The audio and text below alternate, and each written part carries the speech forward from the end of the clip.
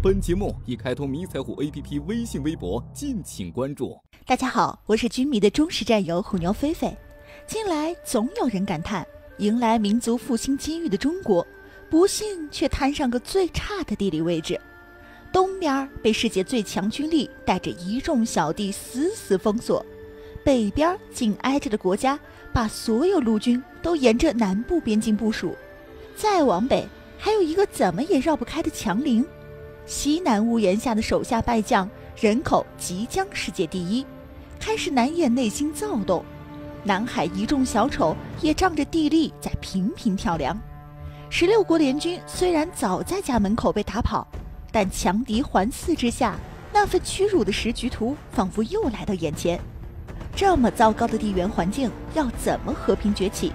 今天菲菲就来和大家聊聊中国的地缘环境究竟如何。先来说说所谓的最差地理位置。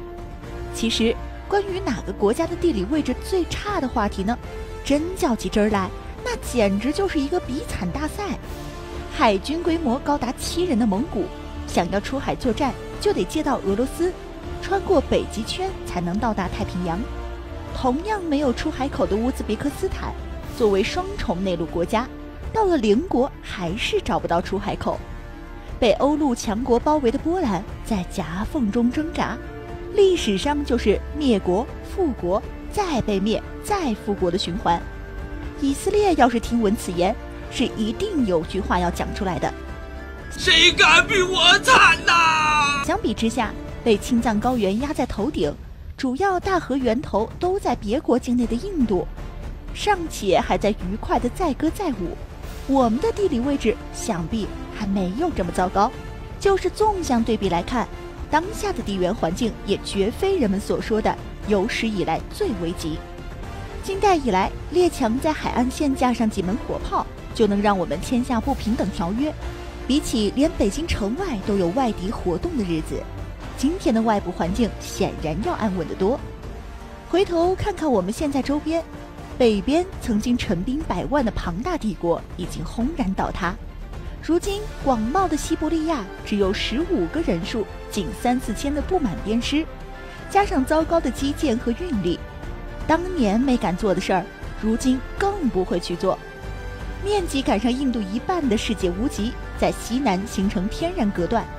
山的上面公路、铁路四通八达，高原机场已经有战机常态化驻训，而山脚下连公路都修不上来，其他的就更不必多说了。南边的世界第3军队除了没钱还是没钱，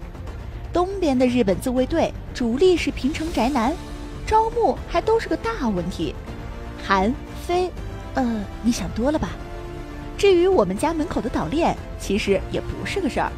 有4位数的陆基战机，海量的弹道导弹、轰炸机、巡航导弹，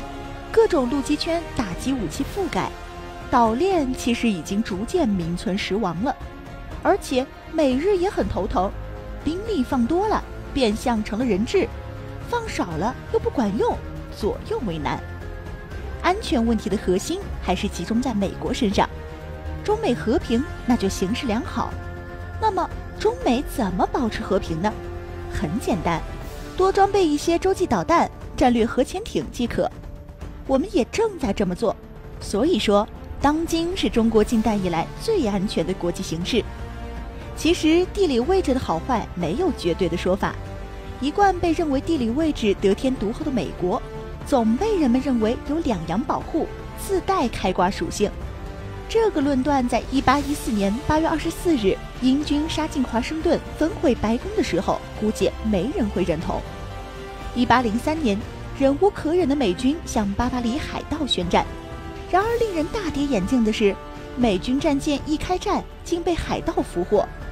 关注迷彩虎微信公众号，回复“巴巴里”了解详情。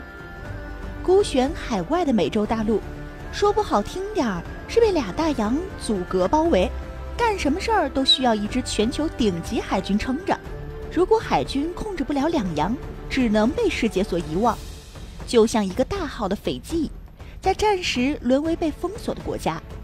美国在1800年的时候，还得拿出财政支出的20%去宵禁巴巴里海盗。在海权论指导下的英美海军纵横四海，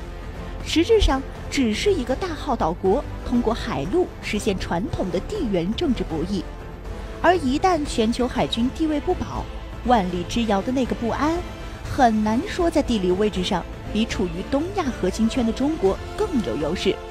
毕竟，发源自西方世界的地缘政治理论，无论是一开始的心脏地带论，还是后来的边缘地带学说，历来推崇掌控欧亚大陆就等于控制了世界的命运。于是，极端迷信武力的西方世界，逐渐把地缘政治学说机械地变成扩张性对外战略。二战的德国把国家有机体与心脏地带学说相结合，用来指导扩张之路。结果，这条不归路不仅害了自己，也给后来人留下了错误的示范。地理因素诚然是国家战略的重要考量部分，然而把地缘政治学说完全等同于国家战略，早已被证明此路不通。广阔太平洋上的所谓岛链，一直被别有用心的人当作遏制王牌。然而60多年过去，如今中国建起了世界第2规模的神盾舰队，航母也在有条不紊地建造成军，空军机群、航母舰队接连东出远海，蓝水海军的梦想并未被阻断。事实上，在和平与发展成为主流的今天，地缘政治学说本身随着时代的发展，早已没有陆权、海权争锋时代那样的刀光剑影。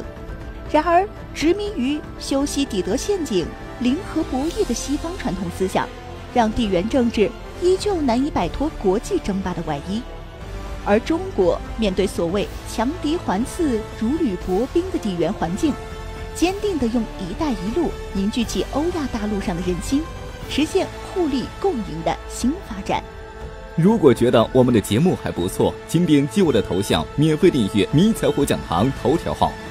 原创虽不易，但我们会坚持每天更新，您的关注就是对我们最大的鼓励，谢谢。